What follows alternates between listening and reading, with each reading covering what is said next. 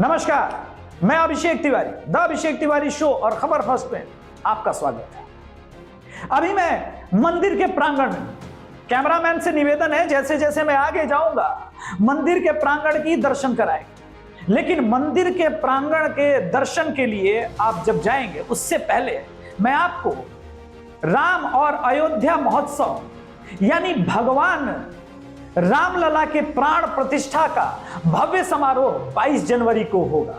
महोत्सव के मुख्य यजमान देश के यशस्वी प्रधानमंत्री नरेंद्र मोदी, इन्होंने घोषणा की है कि इस भूमिका में आने के लिए उन्होंने यम नियमों का पालन करना शुरू कर दिया। आइए जानते हैं यम नियम क्या है। धर्म और शास्त्रों और धार्मिक आयोजनों के विशेषज्ञ पंडित राजकुमार मिश्रा के मुताबिक प्राण प्रतिष्ठा ही नहीं बल्कि किसी भी यज्ञ या समारोह के लिए दीक्षित होने से पहले शारीरिक, मानसिक और आध्यात्मिक तौर पर केंद्रित होने के लिए यम नियम का पालन करने का विधान है। शास्त्रों में अष्टांग योग के 8 सबसे पहले नियम है। सबसे पहले यम नियम की ही व्याख्या है। यम के 5 प्रकार है: अहिंसा, सत्य, असत्य, ब्रह्मचर्य और अपरिहर यानी मन, वचन, कर्म। अहिंसा, सत्य का पालन, असत्य यानी चोरी की भावना का त्याग करते हुए ब्रह्मचर्य का पालन करें। अब 5 नियम भी है। इनमें सबसे पहले शुचिता यानी स्वच्छता, संतोष की भावना, तप और जप यानी प्रणव मंत्र का जाप, धर्म शास्त्रों का स्वाद और ईश्वर यानी ईश्वर की पूजा और ईश्वर के प्रति पूर्ण आस्था होना आवश्यक है। आत्म संयम के इन चरणों के पड़ाव को पार कर व्यक्ति दीक्षित होने का या यजमान बनकर यज्ञ या अनुष्ठान करने का शास्त्रीय तौर पर अधिकारी हो जाता है।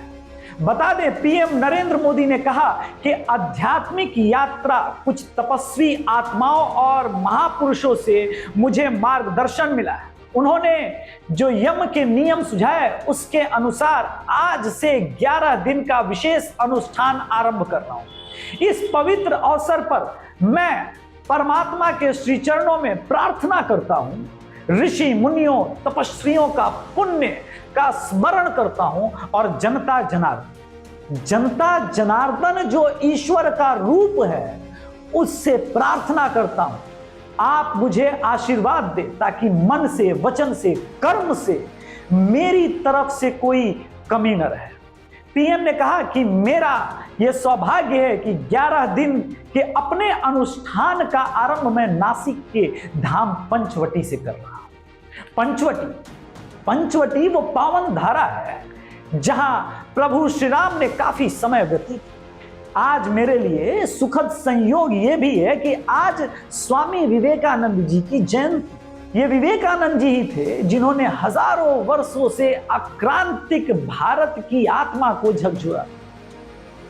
अब भारत की आत्मा को तो स्वामी विवेकानंद जी ने झकझोर दिया, किंतु क्या जब 22 जनवरी को भारत का प्रधानमंत्री अयोध्या की पावन भूमि पे रामलला की प्राण प्रतिष्ठा में होंगे, तब भारत और भारतीयों की अंतरात्मा को झकझोर पाएंगे। ये मैं इसलिए कह रहा हूं क्योंकि आज भी कुछ लोग हैं जिनके सीने पे प्रभु श्री रामलला का जो मंदिर का प्राण प्रतिष्ठा है ये सांप लौटने जैसा है।